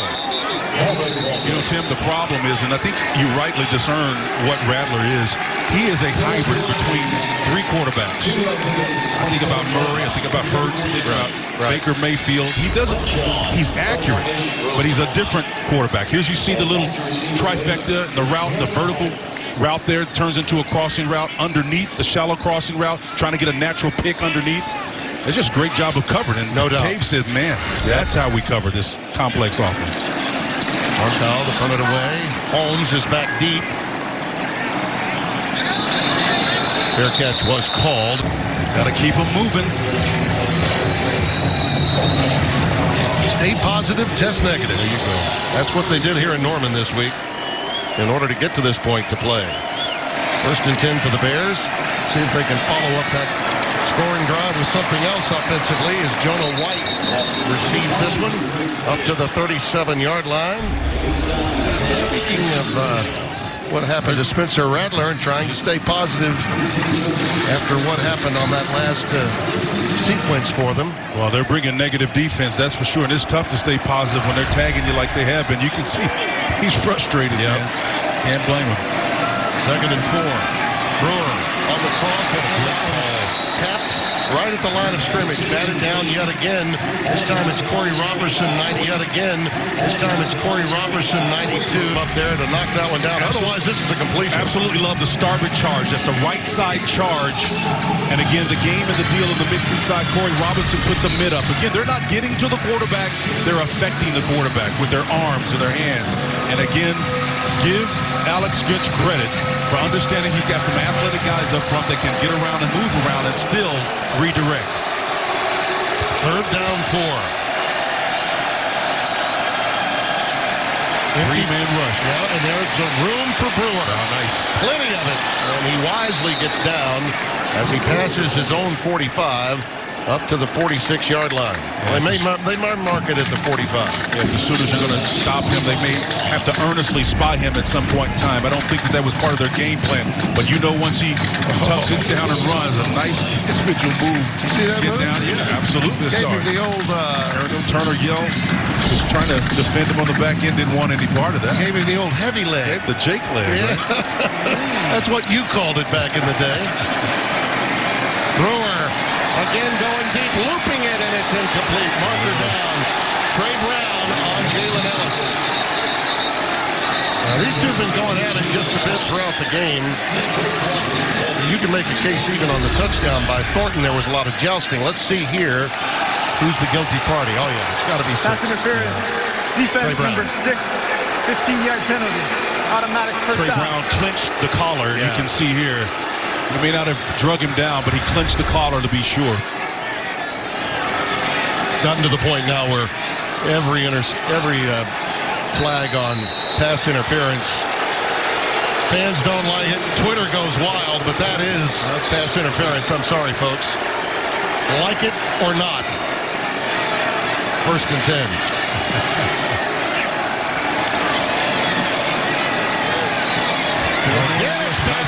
What a great job, the timing of this unit. Timmy, once again, I can't say enough. John Michael Terry here, number 40, the rush end, does a nice job of getting his hands up. If you cannot get to the quarterback, you can still affect the quarterback. Yeah. That's what I love about what they're doing. Wasn't a bad hold by Connor Galvin, 76, to keep him from intercepting that and taking it to the house. Right after he tipped it into the air, Michael Terry had his eyes on the end zone. 2nd and 10. Again, we really haven't called Snead's name that often. Another game and deal inside. There we go for the back shoulder throw, and it's incomplete. Going for Tyquan Thornton, who has been his favorite target tonight. Working on Graham. You know, for a group, for the most part, you mentioned Connor Galvin and Newman Johnson, all of those guys up front, Jason Moore, Jake Burt, Bettier, all of those guys have done a fantastic job of picking up the games and the deals of Oklahoma's defense. What they have been challenged, and I'm not so sure you can do anything about it, is when they stop and decide to block and jump. And the Sooners have been effective at that tonight. 4 pass breakups tonight of Charlie Brewer. And again, another slip. This one intended for Tyler Henderson. And it'll be 4th down.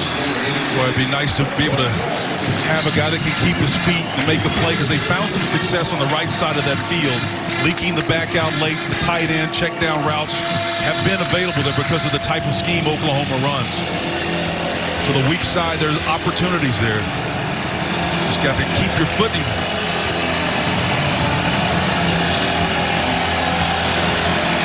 Jonah White remains the setback. They're going for it on 4th down here. You surprised? Are you surprised at this? I am surprised at it. I thought they'd play field position here and punt it away. Everybody's got one in their back pocket. Yeah. Brewer in trouble. Lets it fly, and it's picked. Intercepted by DJ Graham. A kid that was thought by many to be unavailable tonight. He fought through it. High school wide receiver, a legacy here, and a young man from Fort Worth that makes a huge play. His dad, Davin, is smiling right now from ear to ear. Nice job. The converted wide receiver. Great ball skills. If you remember a couple of weeks ago, Timmy, actually it was the Texas Tech game. Alex Sprint said, we got to find a way to get this guy on the field. He's a receiver with great ball skills, nice, long, lean body.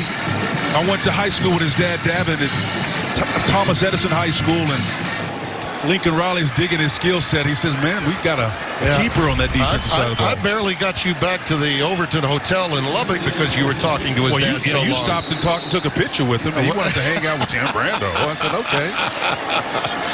Oh, you love those legacy stories. And that's true at every school. Love to see those 2nd, 3rd generation players. Devondre Stevenson in the backfield, 1st down for Oklahoma. And it's going to be Pleasure who's with him. Nice Pleasure go. TJ inside the 30 to the 26. Christian Morgan with a saving tackle. What a nice changeup. Again, you're used to 2-9 being in there. Ramondre Stevenson, and then all of a sudden you come back with Pledger, number 5, an inline runner. Great speed. You know what? And I like the motivation factor, Timmy. We know his carries have gone down with number 29 back in the lineup, but you know what? You take advantage of it, and that's what you do. You produce when you get your chance. You know, your teammate can make you a better back. No question about it. I love that ambient heat. Illegal snap. Offense number 56. 5-yard penalty. It's 1st down. And we were joking with Lincoln Riley the other day about competition, and when you come to Oklahoma, you knew everybody's going to be able to compete. You know, I reminded him I signed after Marcus Dupree signed.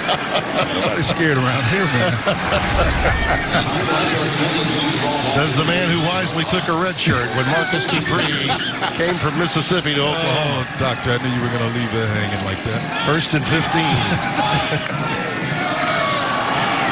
Jeremiah Hall moved into the slot, and here goes Stevenson down to about the 32-yard line, stopped by Morgan, who's really played well tonight. This entire Baylor defense has been outstanding. You know, Ron Roberts said, here's what we need to do. We have got to stop the counter. All right, we got to get to the quarterback, and we got to get some negative plays. They've done all that. Check, check, check. Counter and stretch were the 2 plays they were wanting to shut down. The counter, for the most part, has been non-existent, right? Oklahoma in that first half had 27 yards rushing, which was amazing. We've come to the end of 3. Bears just won't go away. Oh, look, Michael Miller. Look at the score by quarter. Think about it. Oklahoma was a juggernaut in the first half of football. Last time they've scored less than 28 was against Ohio State in 16. Yep. You go back and look at how they outscored people, something like 124 to 17 in the first 2 quarters. Baylor has really stunned them with their defense tonight, albeit trailing by 10. Well, Baylor has 186 yards. That's 2 more than Oklahoma does right now, Tim, which is amazing. Rattler faked them out and now has some room, and a shoestring tackle saves the day because defenders still had their backs to Spencer. But J.T. Woods, the junior from San Antonio Steele High School, with the stop, and he needed it. That may give Oklahoma a 3-yard advantage, but before that, again, just to make the point and underscore how, despite the fact that they hadn't been able to rush the ball themselves, now think about this. In the first quarter, Baylor had 3 yards rushing, second quarter 13, and then 2 yards in the third quarter. Yet they still are in a 10-point affair. That's speaking to how good this defense has played against Oklahoma. 3rd down and 5. It's Chris Christian Morgan, the corner cat blitz. It actually lines up as a safety, but he was coming off the edge with that pre-snap maneuver of Ron Roberts. Watch 4 creeping up on the outside. He comes and takes a wide berth, recognizes that the tackle is engaged. He says, I've got my ears pinned back now. No other responsibility to contain. The play is going away from him, and he gets home. Well, this will be a 50-yarder for Burkich. His career-long 51 at Iowa State. He's got plenty of leg, but he is against a pretty strong wind. He'll have to hit this one perfectly. He got a lot of it. Yeah, he did. And it is good. Wow. Well, the young man is outstanding. Had made 17 consecutive field goals, set a school record in that category at one point here. Young man from Ohio. Toe meets leather, and you're up 13. Lowrider. Is a little higher.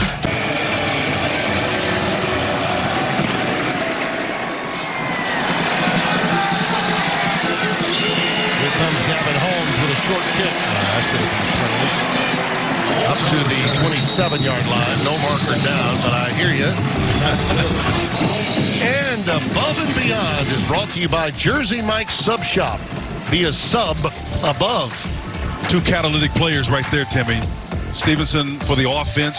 Both of them came back the week of the Texas Tech game, and their presence was felt immediately. And since that time, Stevenson's been averaging about 6.6 yards a carry.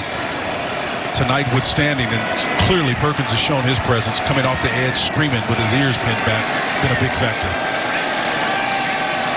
Empty backfield. And Brewer will tuck it. And manage maybe 2, and that's it. As the pressure was coming from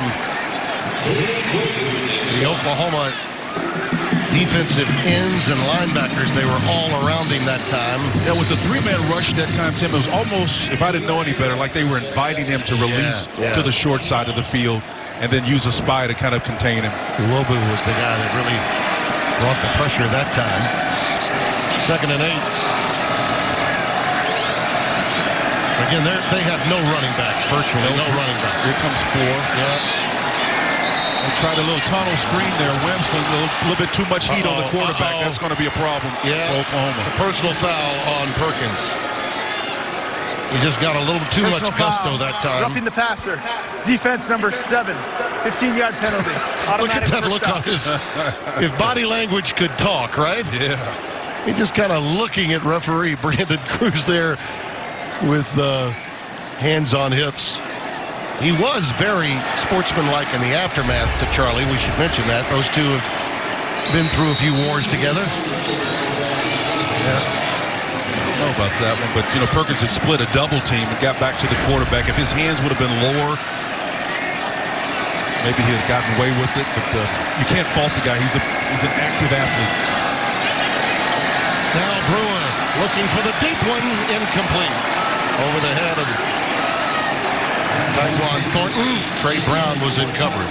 Trey used that sideline to his advantage and squeezed it on Thornton until he ran out of real estate. Just nowhere to make a play. Outstanding defense there. Well, Larry Fedora, the offensive coordinator for Baylor, his offense it runs in contrast to a great extent to what Baylor had been doing before. Yep. But you can tell, particularly tonight, with limited personnel, he's allowing Charlie to play at sort of the 2019 version of Charlie. Yeah, he is. Sort of a 1 or 2 read and go maneuver by number 5. Yeah, now see, they're doing the same thing. They're releasing him to the side. If they're just rushing 3, they're releasing him to the weak side of the formation. And again, that's just Charlie, what he does best. When he's mobile, he's the best. That's that 2019 form that you're talking about. But you got to have athletes that can get open. Tonight, R.J. Sneed has rarely been open, and Thornton has been the most targeted of his receivers. But again, no Lovett tonight. Ebner got hurt. McWilliams is the only back that had played any. They've even moved Josh Fleeks from the slot into the running back position quite a bit tonight. Let's see if he can do something with these 2 receivers on the hash. They're going to create a rub here. Let's see if he can get a play. Markers down.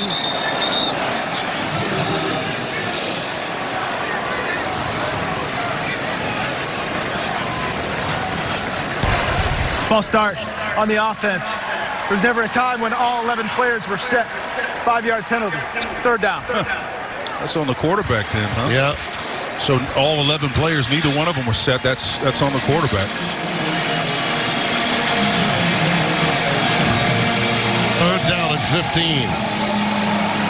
And again, when you only have one back to turn to, and he's a redshirt freshman that hasn't played, you're looking for a little protection. Everybody else is out in the pass pattern, and it is hard to get the ball off in time with Oklahoma coming after you. There they are again, batting it down. That's almost unfair for the quarterback. Harry-on Winfrey this time slaps it down. That's the 5th time we've seen a pass blocked. You get a block pass. You get a block pass. You get a block pass. It's like they're giving them out. It's the holiday season. Winfrey. Marvin Mims is back deep in single safety with Isaac Power ready to punt it away. Think about it now. Iowa State won really big earlier today. Just disposed of a really good West Virginia team. Hasn't been as pretty tonight for Oklahoma, but Beautiful kick. But effective enough, as you see the fair catch caught at the 20-yard line. Sooners are on a collision course with Iowa State for a rematch in the Big 12 title game. Rejection row, not just at Georgetown. Big six. Yeah, how about that? Bosworth still playing the deputy, I think, right? Or is he the sheriff now for Dr. Pepper in Kansas? I think he's good to know he's getting work. Stevenson and Pledger in the backfield, and that's Ramondre. And again, Baylor up to the task of stopping the run on first down. Jalen Petrie again piercing through there. And Spencer, that whole story about the emergence of Jamel Holloway and what happened after the injury to people have no idea. There's a whole generation, maybe 2 or 3, that don't remember how he came up as an option quarterback. I remember how it happened. I mean, let me tell you, out of Henrietta, Oklahoma, Troy could run the option. We had them in there doing some stuff, but right down here against Miami, I think it was, I remember in the huddle, because Lydell Carr, when Jamel Holloway came in after Troy broke his tibia on his leg, Jamel Holloway, a freshman out of Carson, California, replaced him, Timmy. Wow. And as they say, the rest is history. That pass is caught. It's a first down. Braden Willis backing up Stogner tonight at tight end with the reception. Yeah, but speaking about tight ends, as the Sooners complete this pass here, we were talking about just the other day, could you imagine what this offense had been like back in the day if Troy Aikman and Keith Jackson had been here together? Yeah. I mean, it's amazing. Keith ended up being a 2-time All-American. Yeah, it was win-win, though, when you think about it. Troy got to UCLA to play for Terry Donahue in a system that worked perfectly. What a great guy. Yeah, one of the really solid individuals in coaching, Terry Donahue. I was talking about Troy. But, well, I love them both. Look at the maestro working here. Rattler on the run where he's at his best. It's Stevenson and Ramondre has it to midfield and another first down. I told you he's a big guy body, little guy feet, spinning, man. Look at it. Nice job, footwork, moving up in the pocket, understanding where the pressure's coming from and avoiding it, trying to get his receiver to go vertical up the field, and 29 says, okay, I'll do my best, and I'll spin along the way. Spencer, that little moment right there, that Rattler moment reminded me of Mayfield. Okay. Just the way he stayed in the pocket, of it. and just the way the footwork. Yeah. That reminded me of Baker. I think that's fair. I would agree with you. First and 10. Stoops now moves into the slot down at the bottom of your screen. And again, they go, it's going to be a forward pass. It is incomplete as he was trying to swing it out to Stevenson. We need to remind people say, well, they got him back at midseason for Texas Tech. Yes, drug test prior to the college football playoff last year, and it was a 6-game suspension served by 3 Sooners, Perkins, and, of course, and Stevenson being 2 of those. And getting them back, make a case that Stevenson had really lost his spot, but, oh, by the way, when you're that good, you're going to play a lot. But Stevenson coming back really changed this offense into a run-first proposition. Absolutely. And again, the balance didn't have to be out of whack. It was more like a 52-48 type of balance, but it forced you to bring a safety down to contend with them. Near side boundary to Theo Weiss, and I believe he's got the first down. yards after catch. Mark Milton wraps him up. You know, football is really easy. It's about, exploiting today anyway. It's about exploiting matchups. If you can effectively spread people out. Again, nice job here. You got a running back going upfield to create a natural kind of pick as soon as they're going fast, moving their quarterback out of the pocket. Great defense here. Oh, was it ever. Stoops, the intended receiver, and Petrie, that's a linebacker, Spencer, who was step for step with Stoops. Now, I know he's not the speed merchant of receivers. He's a possession slot guy, but my goodness, that's outstanding defense by number 8. Yeah, but Stoops got a little salt in him, man. I know he's born in Norman, but he's got a little Youngstown in him. I love you can watch his body language. Yeah. He got a little attitude to him, man. He knows what he's doing. He's sharp. He's smart. A great blocker downfield. We were here from Bedlam back in 16. The night before the game, he was playing in the semifinals, and Bob had to run down to see that football game on a Friday night. Pledger. I think he's about a yard shy of the first down. Pledger, a young man from California, toting it there and stopped by Christian Morgan. Pledger running heavy, right? We're known for his speed, but boy, inside, he can run, and that's just physics right there. When you're running fast, you can usually create impact and convert that speed to power, and that's what you're looking for in a back like this. And he's running with intention because he knows he's going to have to split carries with 29, and I love his attitude. Jeremiah Hall joins him now in the backfield. There's a beautiful That's a dangerous pass, Coach. It is caught, and it is a first down to Braden Willis at the 21-yard line. Yeah, but that's a dangerous pass, Timmy, because you're looking at Christian Morgan. The free safety was right there. He was a gnat's you-know-what away from plucking that ball and heading the other direction. Yeah. Because there was nobody to get him out. Maybe you celebrate the fact that Rattler can get the ball in those tight windows, but, man, that's a dangerous throw. Well, it looked like he went to block the pass as opposed to intercept it. I think he might have intercepted it if he had given it that effort. As a counter. Wide receiver screen to Weiss.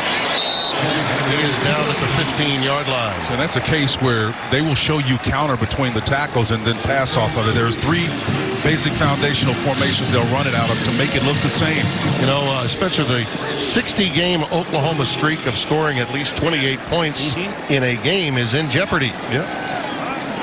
To put how massive this streak really is, Alabama had the second most active game streak with 28-point games, 22 straight after tonight. And their matchup with LSU. Stevenson inside the 10 and out at the 8. 18 Woods, the safety, ushering him out. We mention all that because, as you said, Spencer, Baylor's D has really been pretty good. Oklahoma's not completely healthy, nor is Baylor. But those numbers there are significant. They really are, Tim. And you and I were talking before the game, and you asked me what numbers we need to be looking at. One of them was time of possession. Right now, Baylor has 25 minutes and 3 seconds, right? 23-17 is Oklahoma. So despite having the lead, this Baylor team has possessed the ball longer. Yeah. If they had their offensive weapons, this game would be a lot tighter. It would be more like last year's game. Yeah, and 2 missed field goals to go with it.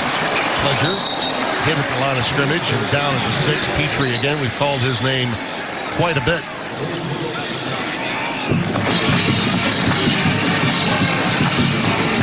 Style points are supposed to matter. And if you're thinking for 1 minute that Oklahoma is thinking about not just scoring now, but going for the jugular, you bet they are, and they should. That's the world we live in. That's the COVID and subjective world. Even without COVID, it was going to be a subjective component to it. But, should they hang on to win this game, and there's a lot of time left on the clock yet still, they'll have a chance to go and avenge the loss to Iowa State. Then we got markers down prior to the snap. I think we may have a timeout. First timeout of the half called by Oklahoma. Timeout on the field. You want to get it in, and you want to get it back, and you want to score again. At redemption against one of the 2 teams that beat them this year. Rattler for the corner, Police. Boy, he had it, and just couldn't quite hang on and complete. Mark Milton defending back there, and the ball was thrown up there. Had a nice touch on it. It did. I couldn't really see the trajectory, but it looked like it was perfect. After releasing it, just hit him right in the hand. Yeah, should have been caught. Should have been caught. Yeah, coming out of that break, he tried to identify the ball, but his eyes were off of it just a little bit. See, they're going to go for the. I like this. I do. I think why not? Third down and goal. You got to keep it going. Let's see. With be curious to see if they settle for 3. If they don't get this in, you would think they would make it a. Got to run away from the numbers. He's in trouble. Down he goes. That's the one thing you didn't want to have happen. And it's Christian Morgan again, getting him all the way back at the 21-yard line. We got a marker down, so hang on. Yeah, irrespective what the marker is, Timmy, the bottom line is he ran right into the teeth of the numbers. Well, if this is a horse collar, the numbers are on the left side of the formation, and that's where he's releasing. On the defense. No, Half the distance to the goal. It's still it is a holding, and that's a big break for Oklahoma. The holding did not take place anywhere near the play, but it did take place in the Baylor secondary. Well, I'm going inside the game. The holding is what it is. It was a bad call. It's a bad decision to release into the teeth of this. There's a formation here, and you can see the release on the outside. You can see he's holding. There's no question about it. Yeah, good call. But he didn't get the ball off. It would have been. Yeah. By rule, penalty does not carry an automatic first down. There you go. They treat it like a run. Exactly. And this is again where the fans go nuts, right? But you got to get the ball off. You can't get the automatic first down without throwing the football. And he did not. So it's still 3rd and goal. And now we've got a false start for Oklahoma. Offense number 52, 5-yard penalty. 3rd down. Tyrese Robinson there on the right guard. Again, it's been a tough week here, and just getting these guys on the field has been difficult. Multiple players, double-digit players out with COVID protocol. Not necessarily having an impact on all of these mistakes. We're talking about starters here. That's a starter, Robinson at right guard.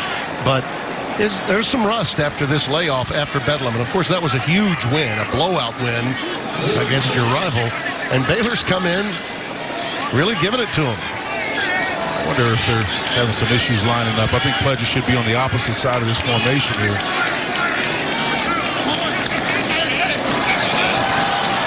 Pressure on the edge again. Oh, it's tipped and caught. Touchdown, Brandon Willis. Baylor had a pick, and the ball turned off and into his hands for a touchdown. The Bears should have had a pick. I believe it was number 3, Tejada. Better to be lucky than good. No, 28, I beg your pardon, Smith. Smith tipped it, and again, J.T. Woods was behind him. The pressure was on him. Excellent job of dialing up the right kind of pressure. Poor decision. You know, again, the ball was tipped. Timmy, he got away with it, and it feels good, I'm sure, or better. They've made him earn every bit of it tonight. He sure did. And he was lucky, not good on that play. Burkich for the extra point. Well, again, the end result, Oklahoma now getting the kind of spread that is necessary to impress. Not necessarily the style points that you want to make, but Oklahoma will take it and lead by 20. Because everything about that from a defensive standpoint suggests it shouldn't have happened. Gavin Holmes is awaiting, and it's a fair catch with Muffet, but he can still, because he got a fair catch. Not worried. Well, Fox College football, he stopped, and he's down at that point. He was hoping to get that ball out of the 25. He should have just let it go through the end zone for a touchback. Little curl up the middle to White. And Jonah White gets it out to the 18-yard line. Well, that's a good first down play to give them a little room to work with. Oklahoma has now opened this thing up to a 20-point cushion, so you would expect them to keep everything in front of them the rest of the way. I like this Jonah White. He kind of reminds me of... It's tipped again. Wow. Well, that hung up there. It must have felt like 30 seconds for White for the ball to come back down to him. Charlie's had a lot of them deflected tonight. It was big. Number 96, Stokes, this time that got his hand up there. Yep, Perkins was on the backside, but you're right. Stokes was in his face immediately. 33 kind of reminds me of Stevenson. just a little bit different skill set, maybe a light version of him. Brewer across his body to White for a first down. I like this kid, man. Well, you know, we talked about it. He's a converted quarterback. Had some big days in high school. And he and Jacoby Clark getting their first action of this season. And again, Tay McWilliams getting some. He had played a little bit earlier this year, but no Ebner after his injury and no John Lovett really affecting Charlie Brewer tonight. And Holmes, he got quick throws, balls on the ground, but I think they're going to say he was down at the 39-yard line. They'll rule him down by contact. That's the third time they tried to affect that tunnel screen. I think it's a great concept, particularly when you're looking for opportunities in the traffic. And the spin, you can see he's down. The ball, yeah, clearly he's down. Brewer checks down underneath to White again. He was out past the 45 to the 46-yard line. You know, they've stopped the run beautifully, though, Oklahoma. The last time they've given up this few rushing yards, only 16 rushing yards given up tonight, was in 2009 when Baylor got only 6 yards rushing in a 33-7 Oklahoma win. Turner Udell there defending 33. They're going to try to continue to get the ball to him. Another wham screen. That one should have been caught by Holmes. Just had a little bit too much heat on it there. You know, one of the tough things to diagnose and discern is the speed of a ball coming at you when you're rushing toward the ball on a crossing route, what is essentially when the ball is being thrown to you. That ball is coming hot. It's almost like it's multiplied. Second down and 10.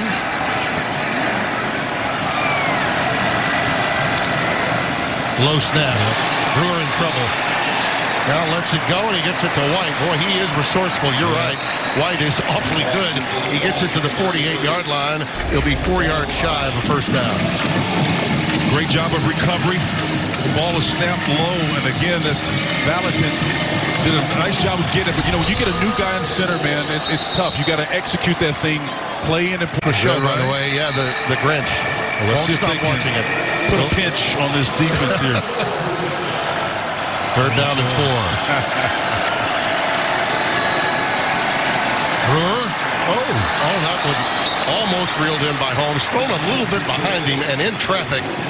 And Gavin Holmes unavailable to bring that one in. That's Jeremiah Credell, 22 there. He almost had oh, by the way, interception there to himself.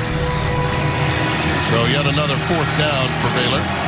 I'll look back on this game and remember missed opportunities in the first quarter. But I can tell you this, in the future years to come, this is going to be a matchup for the ages. That pass is caught by R.J. Sneed. And that's one of those that you would have anticipated him catching more of in the seam through the course of this night, but he's been well defended by Oklahoma. Their corners have done a really nice job in man coverage. Another low snap. Yeah. Goes underneath again to White. That may be something they need to put in the playbook. He took a bad spill, did White, on that sideline. He was pushed out by Brian Meade. I think he got dinged up too, Tim. They're going to need some help with him. They are. Those low snaps have actually worked well for yardage, though. They picked up 8 or 9 yards on them. There's Meade with that late push, and again, most of that was the momentum. And that is always the priority here at Oklahoma. But give them credit for the leadership they showed. That's what leadership is all about. Yep. Making decisions in advance of situations that play out, and you get credit for it, but you also have to deal with the fallout of it if it doesn't work. Well, I go back to this. We're in a situation now where the College Football Playoff Committee, so subjective, has to weigh subjectively, all right, with really nebulous criteria that you really can't explain. Right. How good is said team in the Big Ten that's 5-0 or 6-0 versus, we can't unsee those 2 losses Oklahoma and Iowa State had. But guess what? They've evolved into something else by the end of the year when you play 11 games. Well, everybody's got a bibliography and footnotes to their season, particularly in 2020. And I think that's part of the challenge for this committee is to ascertain exactly what is the narrative for each team. Right. There's a little curl to Holmes again. That's good for a first down to the 16-yard line. And think about the decision in the ACC that was made. Without getting Notre Dame. How about that deal? Jack Swarbrick, the athletic director, John Swofford make that deal. And because of it, they may be sitting pretty with two teams, for one season anyway, a part of the college football playoff. Holmes inside the 15 to around the 13. A lot to be done and said and played between now and then, but well, it's certainly not to disparage what Notre Dame has done. I mean, we've got great respect for Coach Kelly. Brian has been a quarterback whisperer wherever he's been, and he's, in my opinion, the job he did with Cincinnati back in the day was reminiscent with what Lincoln Riley has done here. Yeah, and Ian Book's been off the charts. He really has. That pass is complete to Jacoby Clark to the 8-yard line, a little more than a yard shy of the first down. And think about it, who would they have played if they hadn't gotten into the ACC? Yep. You know, at the time the decision was made, there was no Stanford football, no USC football. They needed to have games to play. They might have been like BYU searching for games. Yeah, just so I'm clear, I'm not disparaging at all Notre Dame. I think the quarterback has had a brilliant year. Respect the program. It's just the optics on it looked a little bit questionable. Oh, I think you're talking about the decision not to play Wake Forest? Yeah. You know, and when you look at the body of work, what you've done, right? I think you got to look at everything in totality. That was a conference decision made by the ACC earlier this week. Yeah. And Southeastern Conference Commissioner Greg Sankey had a few things to say about it. Yeah. But in this day and time, Spencer, when you only have to take care of your constituency, the ACC did right by their institutions. That's really the world we're living in there, too. Everyone does what is right in their own mind, right? 4th and 3. Let's see what Brewer can do. Oh, he's got plenty of room. Nice release. I mean, that's kind of been the philosophy all day. He's got a first down inside the 5. Scampers out right at the 4-yard line. You know, Oklahoma's just got to remain aggressive when they get down here because this is what he's been doing. They've just found a way, has Dave Aranda and his stop unit, to find some bodies to contend and deal with that. Alex Grinch has just got to be mindful of that. When he does pull the ball down to releases, you've got to get bodies over there. They did a fine job of that for the bulk of this game.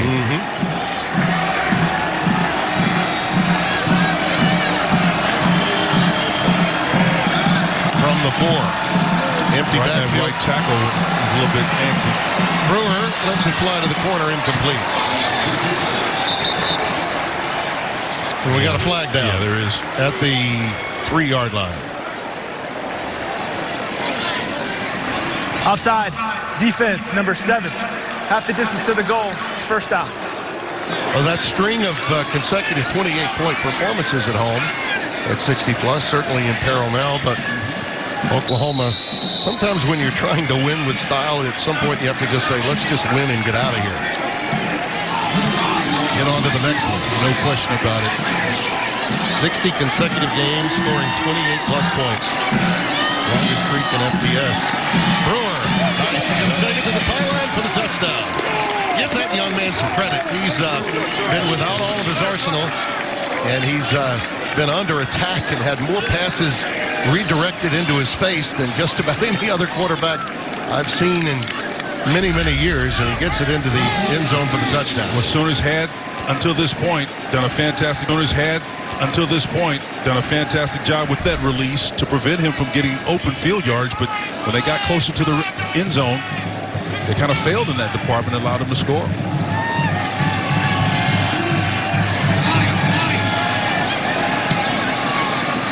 There's extra point. And Ian Book, from my perspective, is the most improved quarterback from one year to the next I've ever seen. I agree with that. Yeah, here's a beautiful onside. The high kick was there, but it's received by Stevenson on the hands team at the 49-yard line, so they will have possession of the football. And that kind of tells you what they think of the big fella. You know, they use him in the throw game a lot as an extension of the run game, and they got him on a hands team. Oh, he's hobbled a little bit He here. is nicked up a little bit, didn't he? Yeah, he's hobbled. I think he may have taken a shot, too, trying to feel that ball. When it's up high in the air, man, you're vulnerable. Let's see, as he's going down. I think that helmet may have gotten him on the left knee there. Chanticleers. Everybody, and listen, I was as guilty as anyone talking about how great BYU was. And the game was put together late. It was a long travel for the BYU program. That's where they get kudos. But again, give the Chanticleers and the Sun Belt a lot of credit there. Huh? I mean, my goodness. And Grayson McCall, what an outstanding quarterback he is. We've heard so much about Wilson at BYU, but McCall's such a great leader, man. The way he carries himself, his countenance. Got a lot of assets around him as well. Absolutely. Timeout. We'll take it with him. Well, clinching a berth to the Big 12 championship. Will play for the 6th consecutive conference title. And as we mentioned earlier, we were last year for Bedlam when the Big 12 title was actually a regular season game between Oklahoma State and Oklahoma back in 2016. Get after you, man. They haven't quit, have they? No, they don't. That's why I'm so stoked about the future of this series, man.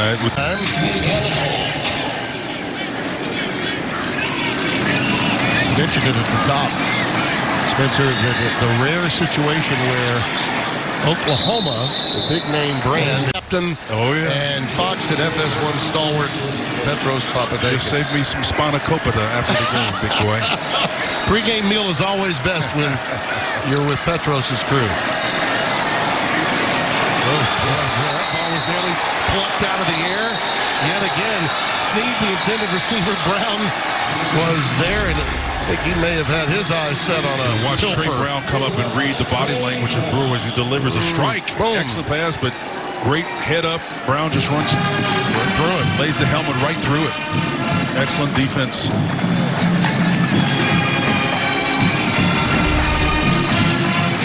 It's going to take a lot of help for either one of these Big 12 teams, Spencer, to manage to get back into playoff conversation. But you can make a great case that these two teams are playing as well and are playing late in the season their best football ever.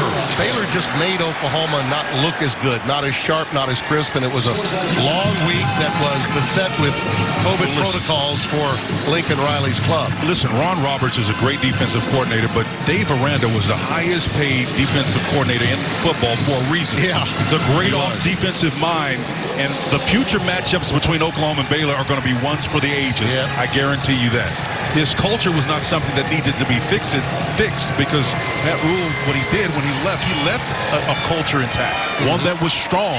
But it's tough to change even positive culture. But once they do, this Baylor team is going to be dangerous.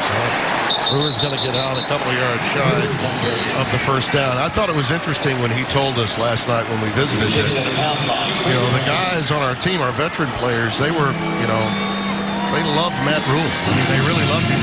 But yet we could see that some of what his culture is about it.